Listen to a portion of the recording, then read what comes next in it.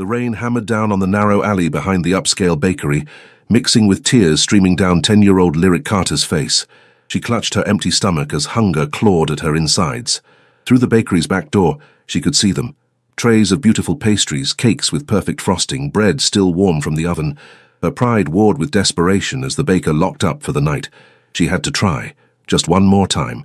"Excuse me," her voice cracked, barely audible over the storm. "Do you have any expired cake, anything you're throwing away?" The baker's disgusted look cut deep. He turned away without responding, climbing into his car and driving off into the night. Lyric slid down the wall defeated, her worn jacket soaking through. She didn't see the sleek black Mercedes that had stopped at the alley's entrance. She didn't notice the man in the expensive suit stepping out into the rain, his dark eyes fixed on her, with an expression that mixed shock and something that looked dangerously like protective rage. Kwon Seo-jun had built an empire on reading people, their fears, their desires, their breaking points. As the head of one of the most powerful Korean crime syndicates on the East Coast, he'd learned early that emotion was weakness. Control was everything. Power was the only language that mattered in his world. Yet tonight, standing in the rain, watching a young girl beg for scraps behind a bakery he owned through a shell corporation, something cracked in the carefully constructed walls around his heart. She couldn't have been more than 10 years old, her dark skin glistening with rain and tears, her natural hair pulled back in a neat bun despite her circumstances. Even soaked and shivering, she held herself with a dignity that spoke of better times. The worn backpack beside her looked like it contained everything she owned. Seo-jun's jaw tightened as he watched her shoulders shake with silent sobs. In his 35 years, he'd seen every kind of human suffering, had caused plenty of it himself when necessary. But this, a child alone on the streets, reduced to begging for expired food, ignited something he thought he'd killed long ago: conscience. He moved toward her with predatory grace, his expensive Italian shoes splashing through puddles. She didn't hear him approach over the storm. When his shadow fell across her, she looked up with wide, frightened eyes that held a spark of defiance, even in her desperation. "The bakery is closed," she said, her voice steadier than expected for someone so young. "I was just leaving. I know it's closed." Seo-jun's voice came out rougher than intended. "I own it." Her eyes widened further, and she scrambled to her feet, swaying slightly. When was the last time she'd eaten? "I'm sorry. I didn't mean to cause trouble. I'll go—" "Wait." The command came out automatically. She froze, one hand braced against the wall. He softened his voice deliberately. "What's your name?" She hesitated, clearly weighing the risks. "Hunger 1. Lyric. Lyric Carter. Lyric." He tested the name, found it suited her. Artistic, resilient. "When did you last eat?" Her chin lifted with stubborn pride. "I'm fine." That wasn't the question. He pulled out his phone. "How long?" 2 days. The admission came out barely above a whisper. "Maybe 3. I lose track sometimes." 3 days. Seo-jun's fingers tightened around his phone. In his world, people starved as punishment, as torture. This child had done nothing to deserve such treatment, except have the misfortune of being alone. "Come with me," he said, already turning toward his car. "I don't—" Lyric's voice shook. "I can't. I don't know you." He turned back and, for the first time in years, allowed someone to see past his mask.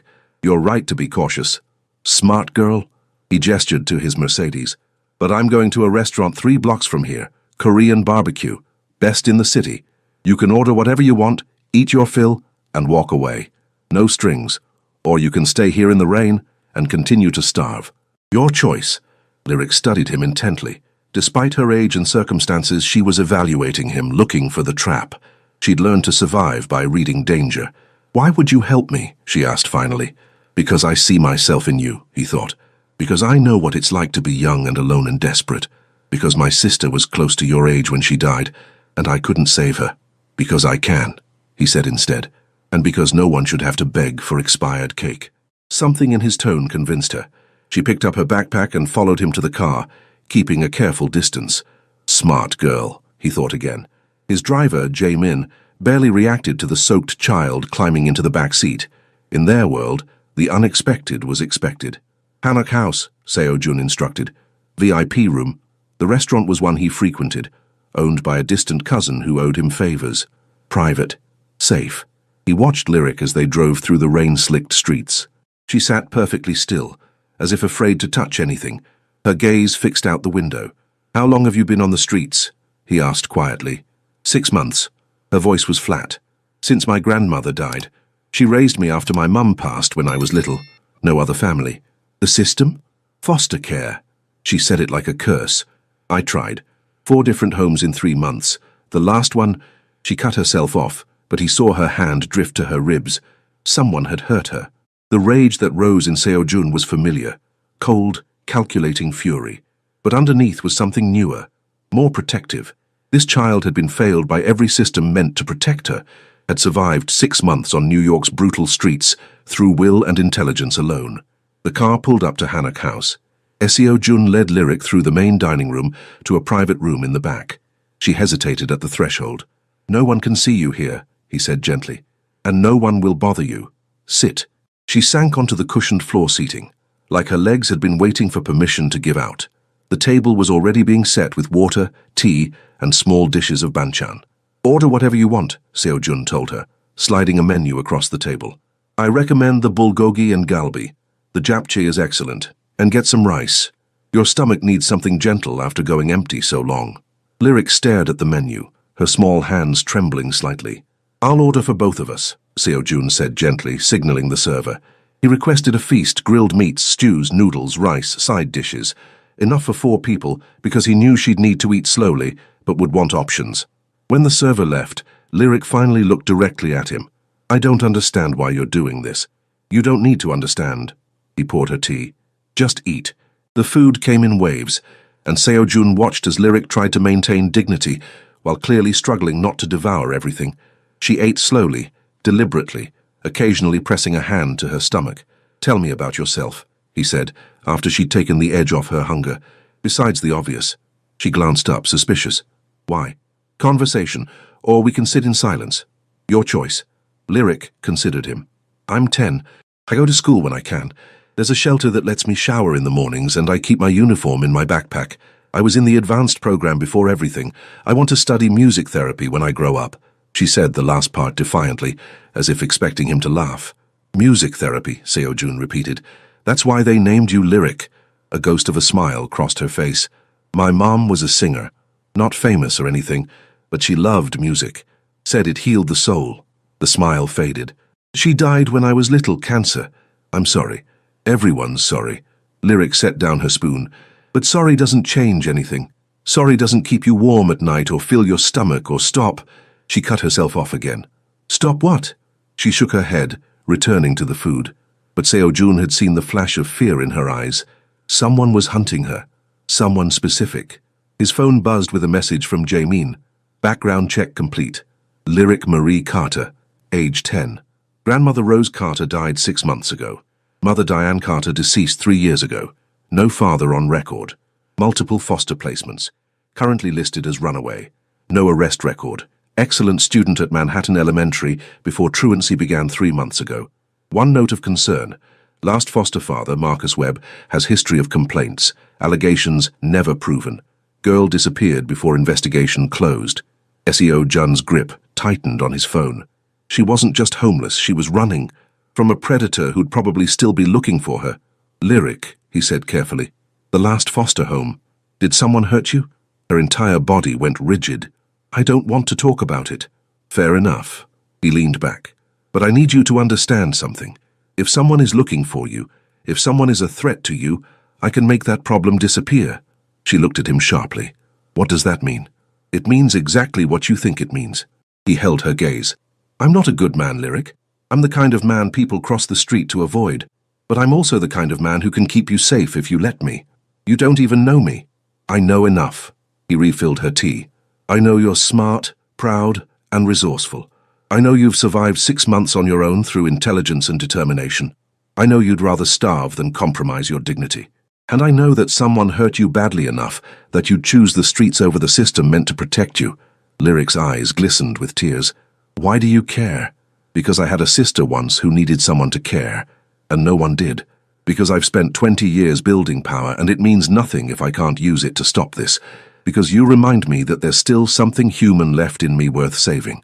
Because I can help," he said simply. "And because everyone deserves at least one person who gives a damn whether they live or die." The tears spilled over, and Lyric pressed her hands to her face, shoulders shaking. Seo Jun let her cry, let her release what had probably been building for months. When she finally looked up, her eyes were red but determined. "If I say yes," she said slowly, "if I let you help me, what would that look like? First, somewhere safe to stay. I have properties all over the city. You'd have your own space, your own key, security. Second, you'd go back to school, finish your education. Third, you'd never have to beg for food again." He paused. "And fourth, if there's someone you're afraid of, I'll make sure they never bother you again." "In exchange for what?" Lyric's voice was hard, far too worldly for a 10-year-old. "Nothing's free. What would you want from me?" The fact that a child her age had to ask made Seo Jun want to destroy everyone who'd taught her that lesson. "Nothing you're thinking. I don't prey on children. What I want is simple. You go to school, you stay out of trouble, and you let me know you're safe, that's it." She studied him for a long moment. Finally, she nodded. "Okay, but I have conditions." Despite everything, he smiled. "Of course you do. I need to be able to leave if I want to. No locked doors. I need to keep going to my school. I have friends there. And I need to know this is real, that you're not going to change your mind and throw me back out." "Agreed to all of it," Seo Jun said. "Except the last part. I don't change my mind, Lyric. When I commit to something, I see it through. You'll learn that about me."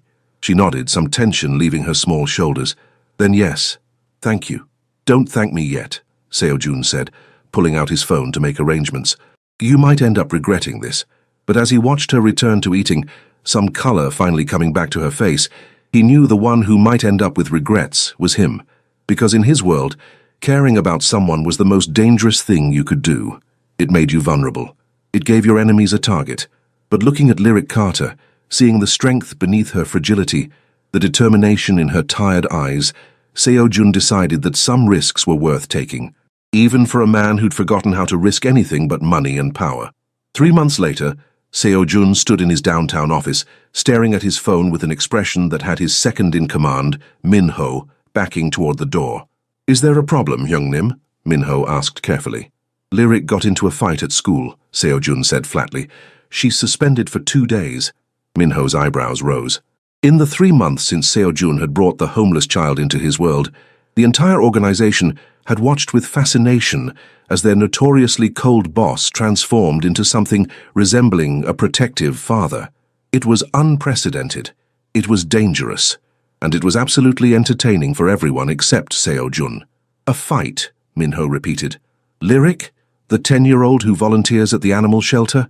Apparently she broke another student's nose." Seo Jun grabbed his jacket. "Cancel my afternoon meetings." "But the West Side negotiation—" "I said cancel them." The ice in Seo Jun's tone ended the discussion.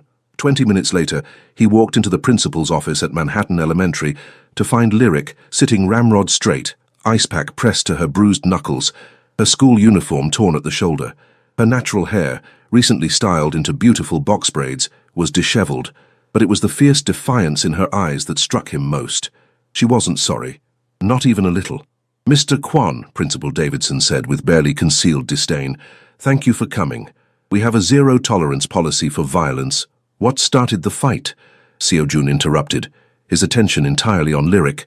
"That's irrelevant. It's completely relevant."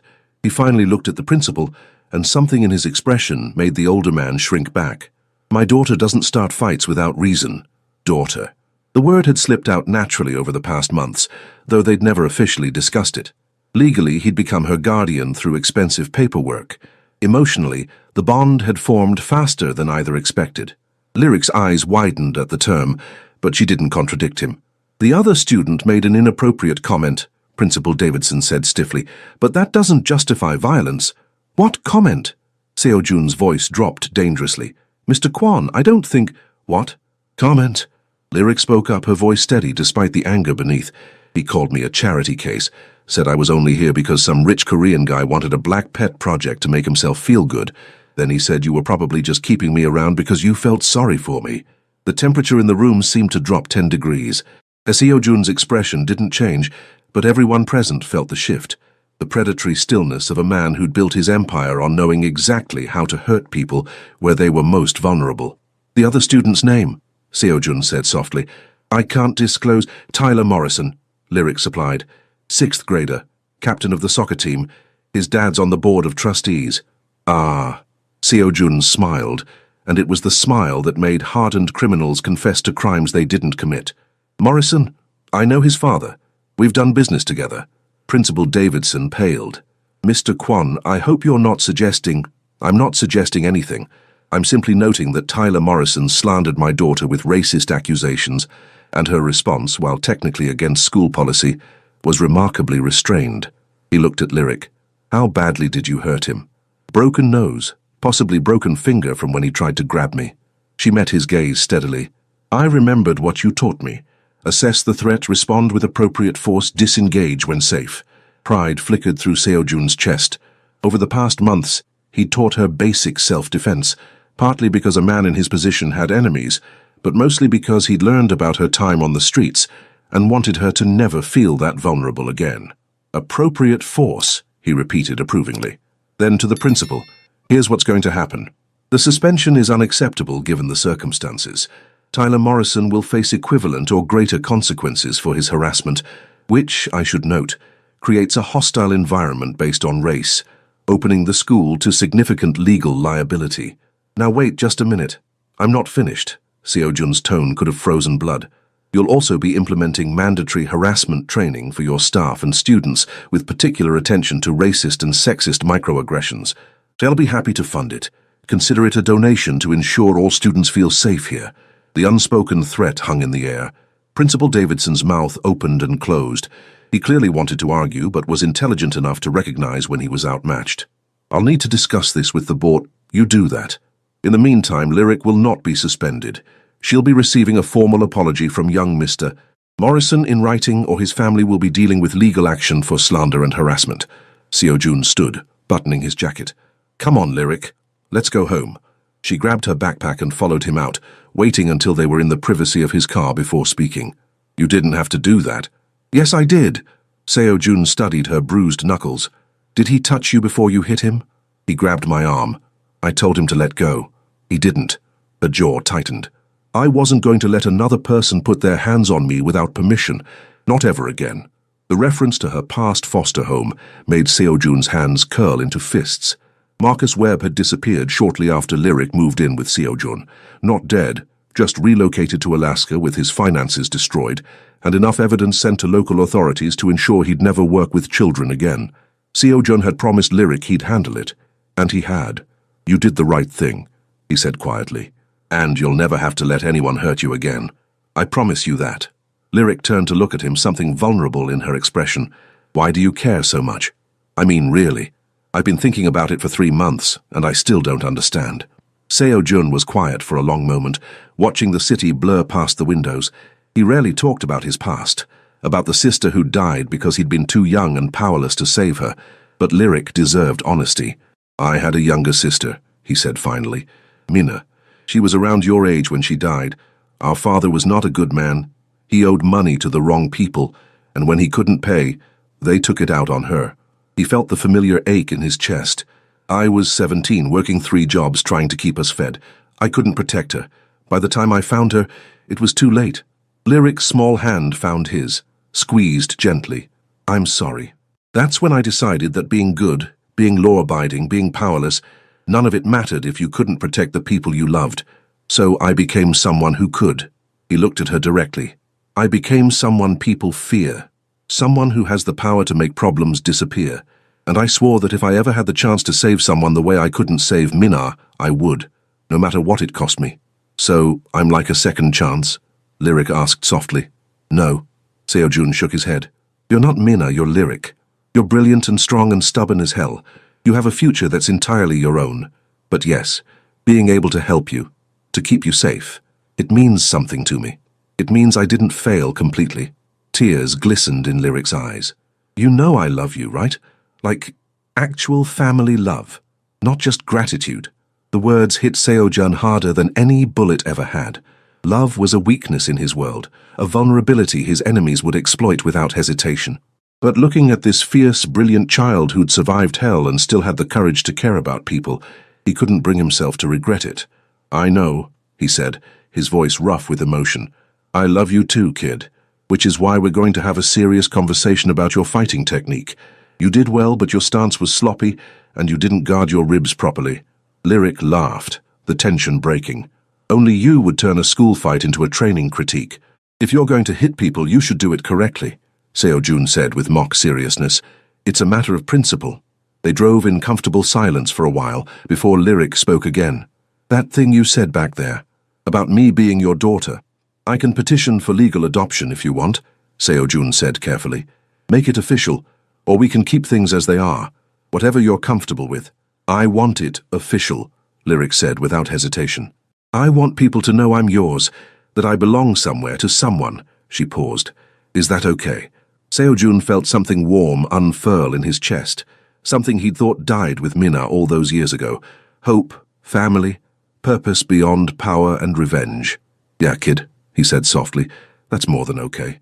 They were pulling up to his building, a luxury high-rise in Tribeca where Lyric had her own floor, when his phone rang. Minho's name flashed on the screen.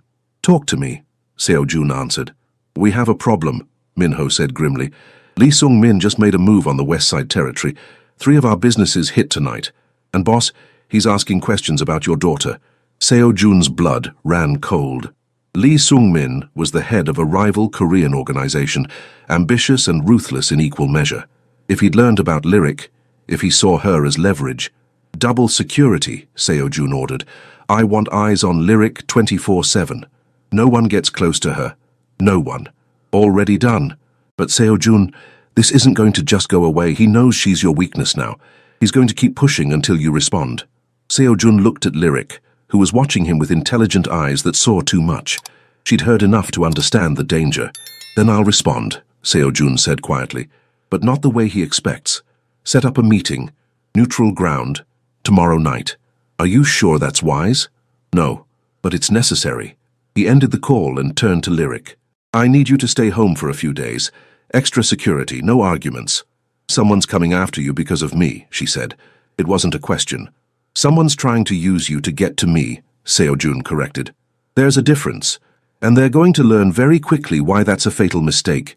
Lyric was quiet for a moment. I don't want you to get hurt because of me.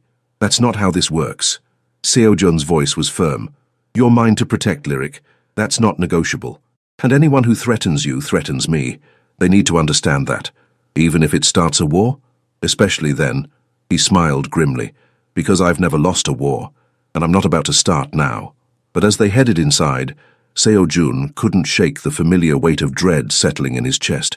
He'd built his empire by being smarter, more ruthless, more calculating than his enemies. But now, he had something to lose. Someone who mattered more than territory, or money, or power. And in his world, that was the most dangerous thing of all. The warehouse in Red Hook smelled of rust and old blood. Appropriate, Seo-jun thought, for the conversation he was about to have. He stood in the center of the empty space, Minho and 3 of his best men positioned strategically around him, watching the entrances. Outside, another dozen waited in vehicles, ready to respond if this meeting went sideways. Lee Sung-min arrived exactly on time, his own entourage fanning out in a mirror of Seo-jun's formation. He was a decade older than Seo-jun, with silver threading through his dark hair and eyes that had seen, and caused, too much violence. Kwon Seo-jun, Lee said in Korean, his tone almost friendly. Thank you for accepting my invitation. You attacked my businesses and threatened what's mine, Seo-jun replied in the same language, his voice cold. This isn't a social call. No, it's business. As it always is between men like us. Lee smiled, but it didn't reach his eyes. I've heard interesting rumors about you lately, that the great Kwon Seo-jun, the man who built his empire on having no weaknesses, has acquired a pet project. Seo-jun's expression didn't change, but Minho stiffened beside him. I'd choose your next words very carefully. Just stating facts. A young black girl, living in your building, going to fancy private school on your dime. Some people might think you've gone soft, started caring about things beyond profit and power. Lee's smile widened. Dangerous thing, caring. Makes a man vulnerable. Is there a point to this? Seo-jun asked, his patience wearing thin. The point is simple. I want the West Side territory. You've held it for 5 years, but it's time for new management. Give it to me, and your daughter stays safe. Keep it, and well, Lee shrugged. Accidents happen, especially to young children in this city. The warehouse fell silent. Seo-jun's men tensed, hands moving toward weapons. Minho's face had gone pale with fury, but Seo Jun himself remained utterly still, his expression unreadable. "Let me make sure I understand," Seo Jun said softly, each word precisely enunciated. "You're threatening a 10-year-old child to try to force a business concession. I'm simply pointing out realities." "You made a mistake, Lee Sungmin." Seo Jun's voice dropped even lower, the temperature in the room seeming to plummet. "A fatal one. See, you're right that Lyric is important to me. She's family, and in our world you understand what that means. Family is sacred, untouchable. The fact that you'd even suggest threatening her tells me you've forgotten the most basic rules of our business. Don't be dramatic." "I'm not being dramatic. I'm being clear." Seo Jun took a step forward, and despite himself, Lee backed up slightly. "You have 48 hours to leave New York. Take your organization and go. I don't care where LA, Chicago, back to Seoul. But if you're still in my city after that deadline, I will dismantle everything you've built. Your businesses, your properties, your relationships, your reputation. And when you have nothing left, when you're as powerless as you tried to make me feel, then we'll talk again about what happens to men who threaten children. You can't, I can, and I will." Seo Jun's smile was terrible to behold. "You wanted to find my weakness, Lee. Congratulations, you found her. But what you failed to understand is that she's not a weakness. She's a line in the sand, and you just crossed it. So now you get to learn what I'm truly capable of when someone threatens what's mine." Lee's face had gone red with anger. "You're starting a war over a girl." "No," Seo Jun corrected. "You started a war when you targeted her. I'm ending it. 48 hours, Lee. After that I stop being reasonable." He turned and walked toward the exit, his men falling in around him. Behind him he heard Lee sputtering threats, but they were the empty words of a man who'd just realized he'd miscalculated badly. "That was risky, Hyung-nim," Minho said once they were in the car. "He might actually try something now." "He won't." Seo Jun's certainty was absolute. "He's too smart. He knows that actually harming Lyric would unite every other organization against him. Threatening a civilian, especially a child, is a line even we don't cross without consequences. He was bluffing, trying to find leverage. Now he knows there isn't any. Not where she's concerned. And if he doesn't leave in 48 hours, then I keep my promise and destroy him." Seo Jun's tone was matter of fact. "Either way, this ends." But when he returned to his building and took the private elevator to Lyric's floor, he found her awake despite the late hour, curled up on her couch with a textbook, security personnel visible through the windows. "Can't sleep?" he asked, dropping into the chair across from her. "Kept thinking about people trying to hurt me to get to you." She closed the book. "That's messed up, right?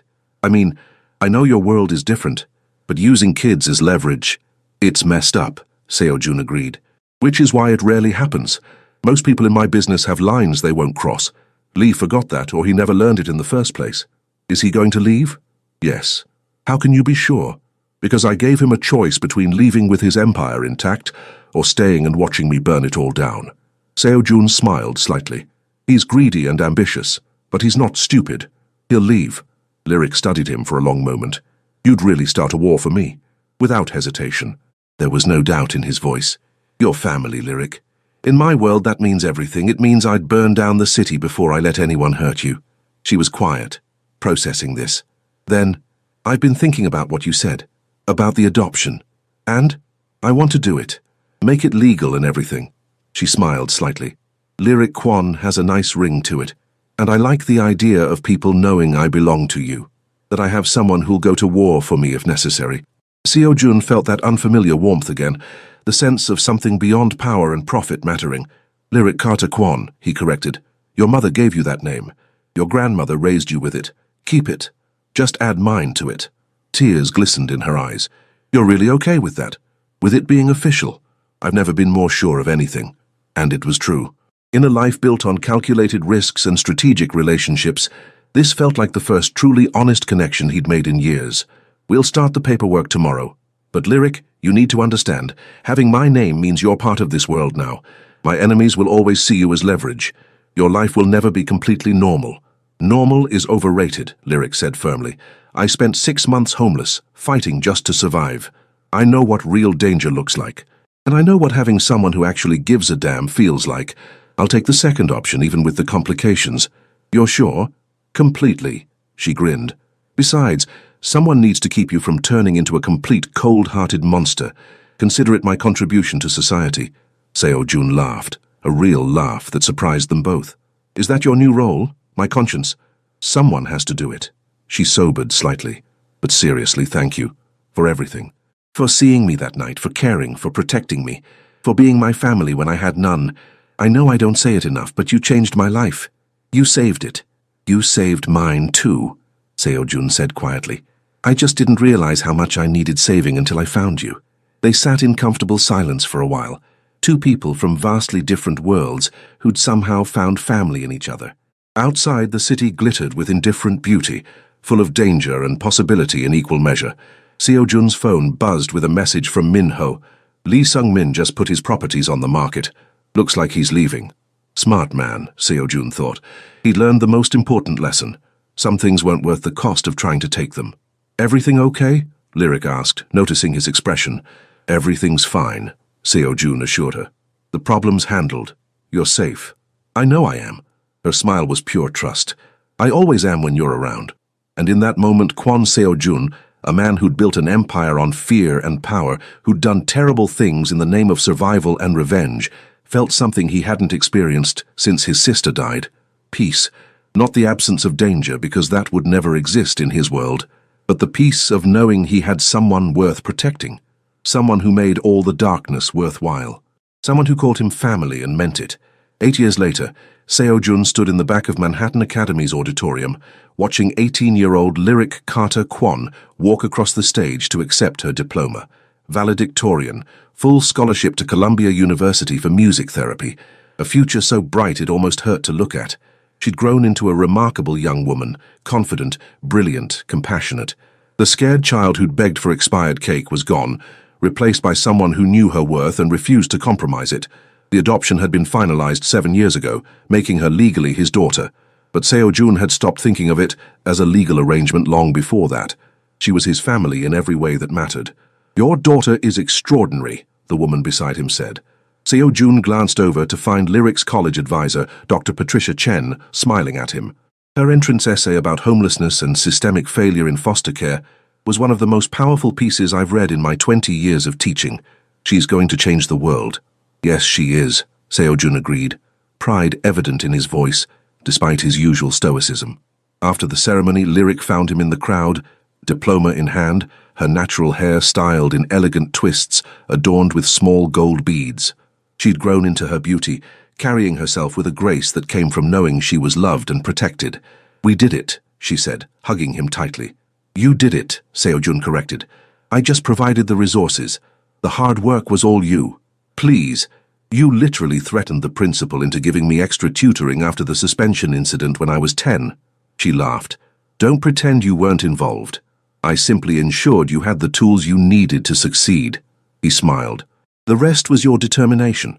They were heading to the car for the graduation dinner he'd planned, a private room at her favorite restaurant, with Min-ho and the other members of Seo-jun's inner circle, who'd become her unlikely extended family, when his phone rang. The name that flashed on the screen made his blood run cold. James Morrison, Tyler Morrison's father. And more importantly, a business associate who Seo-jun had carefully maintained a cordial but distant relationship with for years. I need to take this, he told Lyric, stepping away. Mr. Morrison. Kwon. Morrison's voice was tight, with barely controlled anger. We need to talk. About your daughter and my son. Every protective instinct Seo-jun had developed over the past 8 years went on high alert. What about them? Tyler has been spending time with her. At school. They're friends, apparently, and he's expressed interest in more than friendship. Morrison's tone made it clear what he thought of that idea. I'm calling to make sure we're on the same page about this being unacceptable. Seo-jun's jaw tightened. Unacceptable because... Come on, Kwon. Don't be naive. Our worlds don't mix. Your daughter is a lovely girl, I'm sure, but she's not appropriate for my son. Different backgrounds, different expectations. You understand? The code was clear. Race. Class. The subtle bigotry of the wealthy who dressed their prejudice in concern about compatibility and different worlds. What I understand, Seo-jun said coldly, is that you're suggesting my daughter isn't good enough for your son. Would you care to say that more directly? I'm being realistic. You're being a bigot. Seo-jun's voice could have frozen nitrogen. And you're about to learn a very expensive lesson about what happens when you insult my family. First, your son isn't good enough for Lyric. He never was and never will be. She's worth 10 of him. Second, if you ever imply again that she's somehow inferior because of her race or background, I will personally ensure every business deal you have in this city crumbles. Are we clear? You can't threaten me. I'm not threatening, I'm promising. Touch my daughter's reputation, suggest she's not worthy, and you'll discover exactly how much power I have in this city." He paused. "And Morrison? For what it's worth, Lyric isn't interested in Tyler. She has better taste and higher standards. But if she were interested, and if Tyler were actually worthy of her time, I'd support it. Because I judge people on character, not prejudice. You should try it sometime." He ended the call and turned to find Lyric standing a few feet away, having clearly heard at least his side of the conversation. "Tyler's dad?" she asked, expressing concerns about you spending time with his son. "We're just friends," Lyric said immediately. "And honestly, even that's charitable. He apologized after the fight when I was 10, and we've been civil, but he's still kind of a jerk, just a more subtle one now. His father seems to think you have designs on his precious heir." Seo-jun couldn't keep the disgust from his voice. "I set him straight. Let me guess. He said something racist but tried to make it sound like reasonable concern." Lyric's expression was knowing. "It's okay, Dad. I'm used to it. These people have been looking down on me my whole life. Rich, powerful father or not, I'm still black. Some of them will never see past that." The casual way she said it, the acceptance in her voice, made Seo-jun's heart ache. "It's not okay, and you shouldn't have to be used to it." "No, I shouldn't, but I am. And you know what? It doesn't matter," she smiled, "because I know who I am. I know my worth, and I have a father who'd burn down the city for me if necessary. That's more than most people get." Seo-jun pulled her into a hug, fierce and protective. "I'm sorry the world is like this. Me too, but we'll change it. One day at a time, starting with me going to Columbia and becoming an amazing music therapist who helps people heal." She pulled back, grinning. "Besides, Tyler Morrison, please, I can do so much better." "Damn right you can," Minho said, appearing with the car. "You're a Quan now. We have standards." They were laughing as they headed to dinner, the tension broken. But later that night, alone in his office, Seo-jun found himself thinking about the conversation with Morrison. About all the conversations Lyric must have endured over the years, the subtle and not-so-subtle racism, the assumptions about her worth based on her skin color. She'd grown up strong despite it, but she shouldn't have had to. And while Seo-jun couldn't change the world overnight, he could make damn sure that anyone who tried to diminish her in his presence learned a costly lesson. His phone buzzed with a message from an unknown number. "She's beautiful, smart, strong, everything you said she was. But beauty can be fragile. Strength can be tested. Just something to think about." Seo-jun's blood ran cold as he read it again. Someone was watching Lyric. Someone knew enough about her to know what she meant to him. Someone was threatening her. He forwarded the message to Minho with a single instruction: "Find them. Now." Within an hour, his entire organization was mobilizing. Security was doubled around Lyric, though she didn't know it yet. Every contact, every enemy, every person who might have reason to target him through her was being investigated. But it was the message itself that worried him most. The intimate knowledge it suggested. The confidence of someone who thought they could threaten his daughter and survive. Seo-jun had promised Lyric she was safe. He'd promised her nothing would hurt her, and he always kept his promises, no matter how much blood he had to spill to do it. The break came 3 days later when Minho traced the threatening message to a phone belonging to David Chen, a mid-level player in a rival organization who'd been quietly gathering information on Seo-jun's operations for months. More concerning, Chen had been photographed outside Lyric's university campus, sitting in a coffee shop with sightlines to the music building where she had classes. "He's not the mastermind," Minho reported, spreading surveillance photos across Seo-jun's desk. "Someone hired him to gather intel and send that message. Someone who wants you distracted and worried. Someone who's patient enough to wait for the right moment to strike." "Who?" Seo-jun's voice was deadly quiet. "We're still tracking it, but the money trail leads to—" Minho hesitated. "It leads to Thomas Webb, Marcus Webb's brother." Marcus Webb, Lyric's former foster father, the man Seo-jun had ruined and driven from the city 8 years ago, the predator who tried to hurt her. "I should have killed him," Seo-jun said flatly. "I showed mercy, and now his family is coming after her. We don't know for sure it's retaliation. What else would it be?" Seo-jun stood, already reaching for his jacket. "Where is she right now?" "Safe. At the university library with 3 of our people watching. She thinks they're fellow students." Minho checked his phone. "But boss, If you go after Thomas Webb directly, he threatened my daughter. The words came out cold and final. There's no world where that ends anyway except with him dead or wishing he was. At least bring backup. Don't go alone. Seo-jun nodded curtly. He was angry, but he wasn't stupid. This could be a trap designed to draw him out, to make him act rashly. But sitting back and waiting wasn't an option either. Not when Lyric was in danger. They found Thomas Webb at a rundown bar in Queens, already drunk at 3 in the afternoon. He looked up as Seo-jun and his men entered, and something like satisfaction crossed his face. Knew you'd come, Webb slurred. Knew you'd come running when I threatened your little pet. She's not a pet, Seo-jun said quietly, approaching the bar. She's my daughter, and you made a fatal mistake when you sent that message. Fatal, Webb laughed bitterly. You already destroyed my brother, destroyed our family, because of her, because that ungrateful little... He didn't get to finish the sentence. Seo-jun's fist connected with Webb's jaw hard enough to knock him off the bar stool. The other patrons scattered, wise enough to recognize dangerous men when they saw them. Your brother destroyed himself, Seo-jun said, standing over Webb's prone form. He preyed on a child in his care. I simply made sure he faced consequences. The fact that you think threatening Lyric somehow balances that score tells me you're just as much of a monster as he is. Webb spat blood. She was nothing. A homeless black girl no one wanted. Marcus gave her a place to stay, and she repaid him by lying.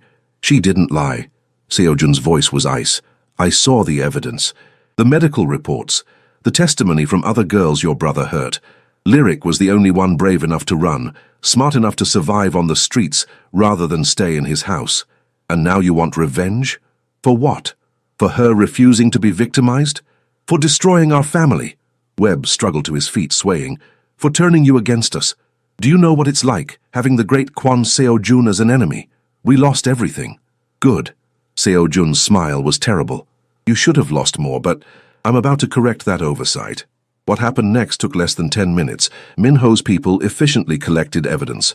Webb's phone with messages to David Chen, financial records showing payments for surveillance, even notes detailing Lyric's schedule and routine. Everything needed to prove conspiracy to commit kidnapping, harassment, and stalking. You're not going to kill me? Webb asked, confused and terrified as they zip-tied his hands. No, Seo-jun said. I'm going to do something worse. I'm going to send you to prison with evidence that you targeted a young woman. Do you know what happens to men like you in prison, Webb? Men who hurt children? Webb's face went white. That's right, Seo-jun continued.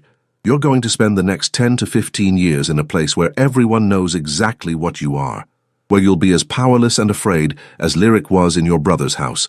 And every day you're there, you can think about the fact that you brought this on yourself. He turned to Minho. Make sure the right people know what he's in for. I want him to experience exactly what he intended for her. With pleasure, Minho said grimly. But as they were leaving, Webb called out, She'll never really be yours, you know. She's not your blood, not your real family. Just a charity case you took pity on. Seo-jun stopped, turned back. For a moment his expression was unreadable. Then he smiled, and it was genuine. You're wrong, he said simply. Blood doesn't make family. Love does. Choice does.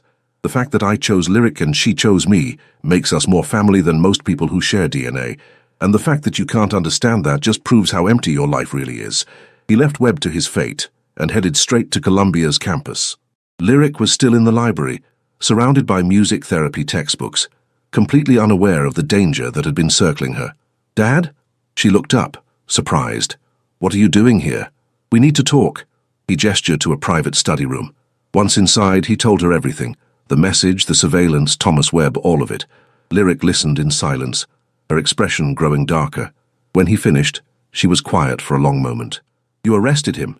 She asked finally. I had him arrested. There's a difference. The police have him now with enough evidence to put him away for years. Why not just... She made a vague gesture. You know, make him disappear. Isn't that what people in your world do? Sometimes, Seo-jun admitted. But I wanted you to know that the law could work, that there are consequences beyond my world. And I wanted him to suffer properly, not just die, but face justice. Lyric nodded slowly. Thank you, for protecting me, for handling it, for caring enough to come after him. Always, Seo-jun said simply. You're my daughter, Lyric, legally, emotionally, in every way that matters, and I will always protect you, no matter what it costs me. She hugged him tightly. I love you, Dad. I love you too. He held her close, feeling the familiar mix of fierce protectiveness and pride. Now, come on. We're going home. You can study there, with proper security. I have 3 bodyguards pretending to be students, Lyric pointed out. How much more security do I need? 6 bodyguards, Seo-jun said. Maybe 7, I'm still deciding. She laughed, and the sound chased away some of the darkness from the past few days. They left the library together, father and daughter, walking through the campus as evening fell over the city. Hey, Dad, Lyric said as they reached the car. Yeah, remember that night you found me behind the bakery, when I asked about expired cake? Of course. I was so scared. Hungry, desperate, certain I was going to die on those streets. And then you showed up. She smiled. You literally saved my life. But more than that, you gave me a life worth living, a family, a future. I just wanted you to know that I remember. I'll always remember. Seo-jun felt his throat tighten with emotion. Do you have any expired cake? He quoted softly. That's what you asked. And you know what? In that moment, I saw exactly what I'd been missing in my life. Purpose. Connection. Someone who reminded me that power means nothing if you can't use it to help people who need it. We saved each other, Lyric said. Yeah, Seo-jun agreed. We did. The drive home was quiet, both of them lost in thought. The city sprawled around them, full of danger and beauty and possibility. But inside the car there was only peace, only family, only love. And for Kwon Seo-jun, a man who'd built his empire on fear and power, that was worth more than all the territory and money in the world. Years had passed since that rainy night when everything changed. Lyric sat in her office at the Children's Hospital, surrounded by instruments and therapy materials, reviewing notes from her morning sessions. At 24, she'd become exactly what she'd dreamed of, a music therapist specializing in trauma recovery, helping children who'd experienced abuse, homelessness, and abandonment find their voices through music. The irony wasn't lost on her. She'd become the person she'd needed when she was 10. Her phone buzzed with a message from her father. Dinner tonight. I have news. She smiled, texting back. Your place or mine? Mine. 7 p.m. Bring your appetite. The chef is making bulgogi. Lyric's own apartment was in a beautiful building in Brooklyn, but she still spent several nights a week at her father's penthouse in Tribeca. Some things didn't change, even with time and independence. That evening, she arrived to find Seo-jun waiting with Min-ho and several other members of what she'd long ago accepted as her extended family. They'd watched her grow up, had been there for graduations and heartbreaks and triumphs. Okay, what's the news? She asked, accepting a glass of wine. Seo-jun's expression was carefully neutral. I'm retiring. Silence fell over the room. Lyric stared at him, certain she'd misheard. You're what? Retiring. From the business. All of it. He smiled slightly at her shock. I've been planning it for the past year. Transferring operations, liquidating certain assets, setting up legitimate businesses to replace the others. Min-ho is taking over leadership. I'm done. But why? Lyric asked, still processing. Because I'm 50 years old and I've spent 33 of those years in a world of violence and danger. Because I have a daughter who's building a beautiful life helping people, and I want to be part of that life without constantly looking over my shoulder for enemies.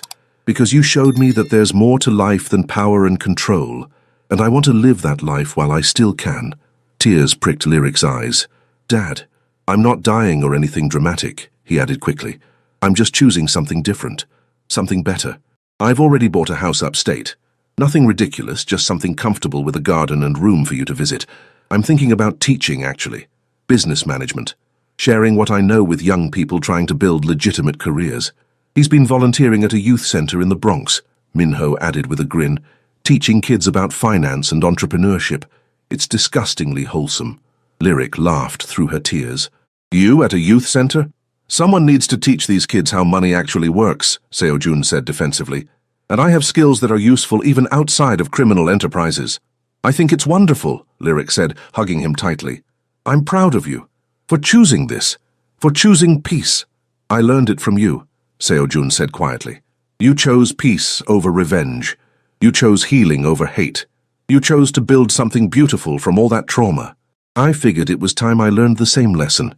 They celebrated that night, the whole strange family that had formed around 2 people who'd found each other in an alley on a rainy night. There was laughter and food and stories about the past, but mostly there was love, the kind that transcended blood and law, that was built on choice and commitment. and the daily decision to care about someone else's well-being. Later, after everyone had left and Lyric was preparing to head home, Seo Jun stopped her. "I have something for you," he said, pulling out a small wooden box. Inside was a key. "Remember how I said I bought a house upstate? Well, I may have also bought the house next door. For you, if you want it. A place to escape the city on weekends, maybe see patients in a quieter setting, or just a place to rest." Lyric took the key, overwhelmed. "You bought me a house."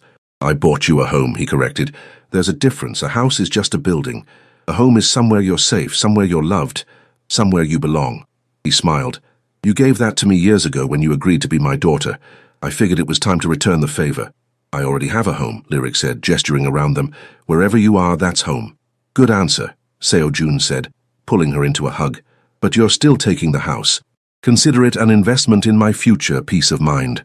They stood there for a moment, father and daughter, thinking about the journey that had brought them to this place. From a desperate child begging for expired cake, to a woman building a career on helping others heal. From a lonely crime boss drowning in power, to a man choosing peace and purpose over profit. "Hey, Dad," Lyric said softly. "Yeah? Thank you. For everything. For seeing me that night. For caring. For being my family when I had none. For showing me that love can heal even the deepest wounds." "Thank you for letting me," Seo Jun replied. "For trusting me. For teaching me that there's more to life than power and revenge. For reminding me that family is a choice, and it's the most important choice we ever make." "Do you ever wonder what would have happened if you hadn't stopped that night?" Lyric asked. "If you'd just driven past?" "Every day," Seo Jun admitted. "And every day I'm grateful I stopped. Because you saved my life as much as I saved yours. You gave me a reason to be better, to choose light over darkness, to remember that there's still good in the world worth protecting." Lyric smiled, thinking about the scared child she'd been, begging for scraps behind a bakery, thinking about the powerful man who'd seen past her circumstances to the person underneath, thinking about all the ways they'd healed each other. "We make a pretty good team," she said. "The best," Seo Jun agreed. And as Lyric headed home that night, the key to her new house in her pocket and her father's love warming her heart, she thought about the journey they'd taken together, about the power of choosing to care, to protect, to love fiercely and without reservation, about how sometimes the most important moments in life happen in dirty alleys on rainy nights, when two people who need saving find each other, about how family isn't defined by blood or law, but by the daily choice to show up for each other, no matter what, and about how love, real, unconditional, transformative love, can heal even the deepest wounds and turn strangers into family. Behind a bakery in Manhattan, a young girl once asked a simple question: "Do you have any expired cake?" And a lonely man answered by giving her something far more valuable than food. He gave her a home, a family, a future. He gave her love, and in return, she gave him the same. Years later, Seo Jun stood in the garden of his upstate home, watching as Lyric worked with a group of children from the local community center. At 30 years old, she'd become one of the most sought-after music therapists in the country, but she still made time every week to volunteer with kids who reminded her of herself. The little girl currently struggling with a ukulele looked up at Lyric with the same mixture of hope and wariness that Seo Jun remembered from that rainy night 20 years ago. She was homeless too, recently placed in foster care, carrying trauma that showed in every tense line of her small body.